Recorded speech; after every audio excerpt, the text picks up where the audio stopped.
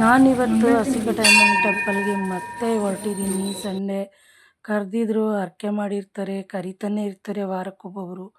ಕರೆದಾಗಂತೂ ಹೋಗೋಕ್ಕಾಗಲ್ಲ ಅಂತ ಹೇಳೋಕ್ಕೆ ಇಲ್ಲ, ಹೋಗಲೇಬೇಕು. ಯಾಕಂದರೆ ತುಂಬ ಹತ್ರದವ್ರನ್ನ ಮಾತ್ರ ಕರೀತಾರೆ. ಇನ್ನು ಹೋಗದೇ ಇದ್ದರೆ ಅವ್ರಿಗೂ ಕೂಡ ಬೇಜಾರು, ಕರೆದೂ ಬಂದಿಲ್ಲ ಅಂಥೇಳಿ. ಹಾಗೆ ಹೋಗೋತ್ತಿಗೆ ನೋಡಿ ಮಳೆಯೇ ಇಲ್ಲ, ಬರೋತ್ತಿಗೆ ಮಳೆ ಅಂದರೆ ಮಳೆ, ನೆಂದು ಫಜೀತಿ ಆಗೋಗಿತ್ತು.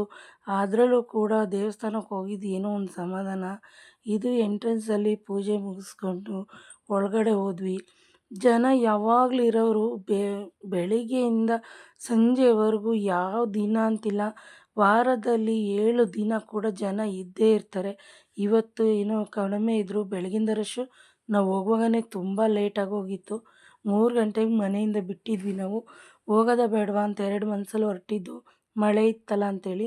ಅಲ್ಲಿಗೆ ಹೋಗಿ ತಲುಪೋತ್ತಿಗೆ 3 ಆಗಿತ್ತು. ಅದರಿಂದ ಜನನೇ ಇರಲಿಲ್ಲ. ಆದರೆ ಜನ ಇಲ್ಲದಾಗ ದರ್ಶನ ತುಂಬ ಚೆನ್ನಾಗಾಗುತ್ತೆ. ಅಲ್ಲಿ ಕೂತ್ಕೊಂಡು ಹೂ ಸಮೇತ ಕೇಳ್ಬೋದಿತ್ತು. ಈಗ ಪೂಜಾರಿಗಳಿರೋದ್ರಿಂದ ಅವ್ರಿಗೆ ಹಣ್ಣು ಮಾಡೋಕ್ಕೆ ಕೊಟ್ಬಿಟ್ಟು ಒಂದು ಸೈಡಲ್ಲಿ ಕೂತ್ಕೊಂಡು ದರ್ಶನ ಮಾಡಿಕೊಂಡು ಏನಾದರೂ ಬೇಡಿಕೊಂಡು ನೀಟಾಗಿ ಬರ್ಬೋದು. ಜನ ಇಲ್ದಾಗ ಅಂದರೆ ಸಂಜೆ ಹೊತ್ತು ಹೋದರೆ ಜನನೂ ಇರಲ್ಲ. ನನಗಂತೂ ಏನೋ ಸಮಾಧಾನ, ಅರಸೀಕೆಟ್ಟಮ್ಮನ ಮುಖ ನೋಡಿಬಿಟ್ರೆ ಇದ್ದ ಕಷ್ಟ ಎಲ್ಲ ಪರಿಹಾರ ಆಗ್ಬಿಡುತ್ತೇನೋ ಅನ್ನೋಷ್ಟು ಸಂತೋಷ ಆಗ್ತಾಯಿರ್ತದೆ ಮನಸ್ಸಿಗೆ. ಏನೋ ಉಲ್ಲಾಸ, ಏನಾದರೂ ಬೇಜಾರಿದ್ದಿದ್ರೆ ಅಮ್ಮನ ಮುಖ ನೋಡಿಬಿಟ್ರೆ ಸಾಕು, ಖುಷಿಯಾಗೋಯ್ತದೆ. ನಾನು ದರ್ಶನ ಎಲ್ಲ ಮುಗಿಸ್ಕೊಂಡು ನೀಟಾಗಿ ಅದೇ ಥರ ವಾಪಸ್ ಬಂದ್ವಿ ಕಣ್ರಿ. ನೋಡಿ, ವಿಡಿಯೋ ನಿಮ್ಗೆ ಇಷ್ಟ ಆದರೆ ಲೈಕ್ ಮಾಡಿ, ಕಮೆಂಟ್ ಮಾಡಿ, ಶೇರ್ ಮಾಡಿ. ಯಾರು ಅರಸೀಕೆಟ್ಟಮ್ಮನ ಟೆಂಪಲ್ಗೆ ಬಂದಿಲ್ವೋ ಒಂದ್ಸಲ ಹೋಗ್ಬಿಟ್ಟು ಹರಕೆ ಮಾಡ್ಕೊಳ್ಳಿ.